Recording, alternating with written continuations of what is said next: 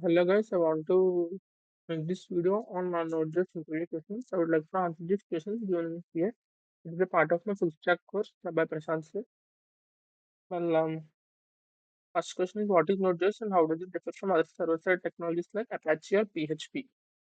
You see, Node.js and Apache are both a runtime environment. They provide runtime environments for website to be running in the server. I mean, Node.js is like a compiler for the JavaScript. The code written in JavaScript, HTML, CSS can be easily compiled using Node.js. I mean, HTML, CSS can be easily compiled, but whereas Node.js is for JavaScript. If you don't have Node.js, the JavaScript, the code written in JavaScript can be executed and seen only in the console. You see here, I will be clicking on this. Only we can get the output in console. But using Node.js, we can make wonderful things. Apache or PHP is mainly for Python, Ruby, and other technologies from what I have learned. Apache runs code which is written using PHP. I have actually done this in my second year. I mean, the last year semester. I have made a DBMS project. Then I have used the Apache server.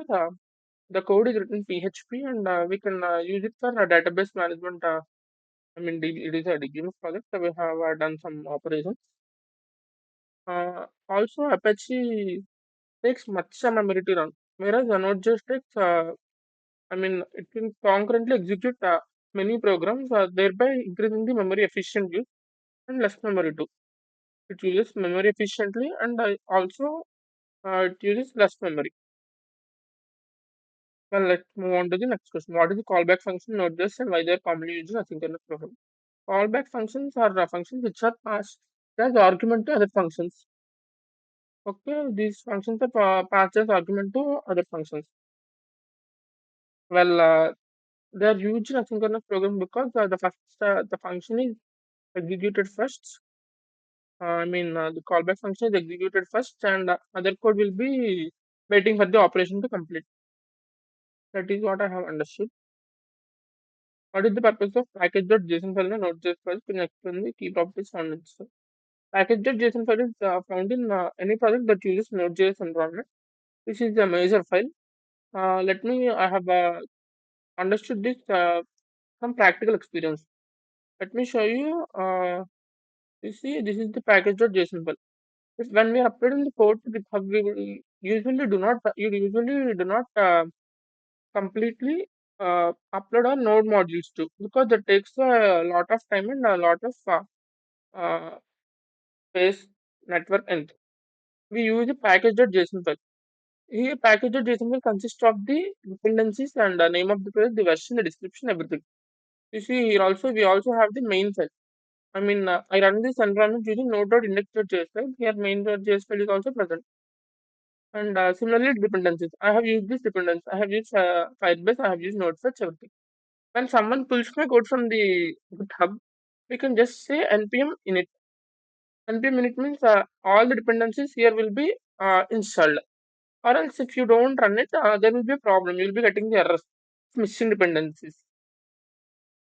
Okay, that is the purpose of package.json. But it simplifies it simplifies the process and everything. Explain the difference between require and import statements.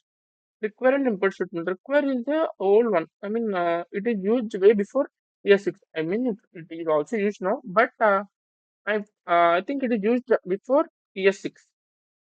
ES6 is the latest version of. ES6 is the latest syntax used by JavaScript. I have learned it in second module of our full stack course. Um, require is require is basically synchronous. Require waits for the module to load before executing the program. Whereas import is asynchronous.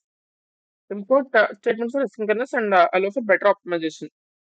And the performance is better because concurrent execution is done using import statements, unlike request statement.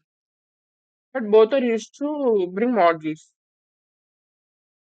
Okay, what is the middleware in the concept of Express.js? You see, middleware is we have. You have request object and response object. Right, I have used this. I will be showing you here. Request and response object. The middleware has the ability to change this request and response object. Request object is something we will be requesting. We'll be requesting for something and we'll be getting something as response. Middleware has the power to change. I mean, the middleware can be used to change this request and response objects. Okay, the middleware has the ability to undo those processes and begin the next middleware function. It can be used to manipulate the request and the response objects. Next, what is RESTful APIs? How can you create one using Node.js and Express.js? Explain the main HTTP methods using in RESTful APIs. RESTful APIs is basically you will be having the four main HTTP functions: get, put, post, and delete. Okay, get is used to retrieve something. It is basically these are basically CRUD operations.